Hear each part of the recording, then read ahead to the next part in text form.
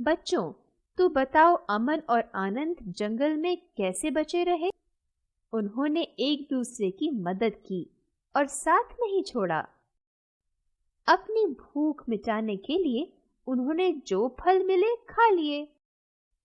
पानी उन्होंने ढूंढ कर पी लिया। उन्होंने गुफा में छिपकर अपने आप को बैर से बचाया और फिर अपनी बहादुरी और दिमाग से उस बड़े बैर को आग लेकर भगाया। तो आपने देखा, बचने के लिए हमें वातावरण के अनुसार ढालना पड़ता है, नहीं तो हम जीवित नहीं रह सकते। जानवरों को भी खाना, पानी और रहने के लिए सुरक्षित स्थान की जरूरत होती है, बिल्कुल हमारी तरह। पर यह जरूरी नहीं कि ये सब एक साथ एक ही जगह एक ही समय पर मिले। सुरक्षित स्थान, पानी और खाना और उसकी मात्रा बदलती रहती है, इसलिए जानवर को आसपास की स्थिति के अनुसार ढलना पड़ता है और इस प्रक्रिया को अडैप्टेशन कहते हैं, यानी परिस्थितियों के अनुसार अपने को ढालना। क्या आपको पता है, ऊंट यानी कैमल को रेगिस्तान का जहाज यानी शिप ऑफ द डेजर्ट क्यों कहा जाता है? वो रेगिस्तान की रेत में आसानी से चल सकता है। कैमल रेगिस्तान के लोगों के लिए सबसे महत्वपूर्ण आवागमन का तरीका यानी मोड ऑफ ट्रांसपोर्टेशन है। अच्छा, जरा सोचो, कैमल रेगिस्तान के इतने गर्म और सूखे मौसम में कैसे रह पाता है? चलो उसके बॉडी के स्ट्रक्चर को देखते हैं। कैमल के चौड़े पैडेड पैर होते हैं। वो रेत के अंदर नहीं धंसते चलते और दौड़ते समय। उसके लंबे पैर उसे रेगिस्तान में तेजी से चलने में मदद करते हैं और रेत को उसके पेट से दूर रखते हैं। रेगिस्तान में पानी और हरियाली की कमी होती है, तो फिर कैमल, जो कि हर्बीवोर यानी प्लांट्स खाने वाला जानवर है, इतने गर्म और सूखे मौसम में कैसे रह पाता है? कैमल की पीठ पर जो मोटी ऊंची सी थैली होती है, उसे हम कहते हैं। कैमल उसी में अपना खाना और पानी फैट के रूप में बचा के रखता है। इसीलिए कैमल 10 से 12 दिन तक बिना पानी के रह सकता है। और कैमल की लंबी लंबी आईलैशेस क्यों होती हैं? ये कैमल की आंखों को रेत से बचा कर रखती हैं, जो कि बहुत उड़ती है हवा के झोंके से। वो कैमल की आंखों को सूरज की चौंधती हुई किरणों से भी बचा के रखती हैं। तो हमने देखा, कैमल के लंबे पैडेड पैर उसे रेत में धंसने से बचाते हैं और रेगिस्तान में जल्दी से चलने में और रेत को पेट से दूर रखने में भी मदद करते हैं। उसका हम्प खाना और पानी बचा कर रखता है और लंबी आईलैशेस उसकी आंखों को सूरज की रोशनी और उड़ती रेत से बचाती है। तो आपने देखा, कैमल की बॉडी रेगिस्तान के हिसाब से ढली हुई है और इसलिए कैमल डेजर्ट में रह पाता है। अपने देश में भला हमने पोलर बेर क्यों नहीं देखे? जरा बताओ तो। क्योंकि वो सिर्फ आर्कटिक एरिया में रहते हैं, जहां बहुत ठंड पड़ती है। पोलर बेर कड़ाके की ठंड में ही जी सकते हैं।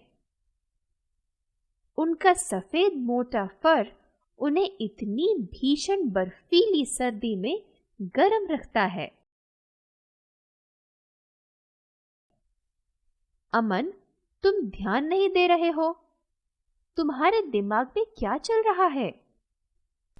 सॉरी टीचर, जब से मैं जंगल से लौटा हूँ मुझे डरावने सपने आ रहे हैं।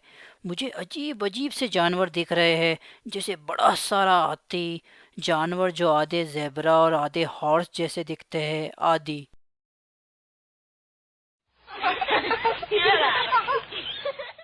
शांति शांति, हंसना नहीं। क्या तुम्हें पता है, बहुत बहुत साल पहले ऐसे ही जानवर होते थे, पर अब नहीं। हाँ, आपको अजीब लगेगा, पर हजारों साल पहले ये विशालकाय हाथी इस धरती पर रहा करते थे। और हाँ, आधा ज़ेब्रा और आधा हॉर्स जैसा एनिमल भी। इस विशालकाय हाथी जैसे जानवर को वुली मैमथ कहते थे।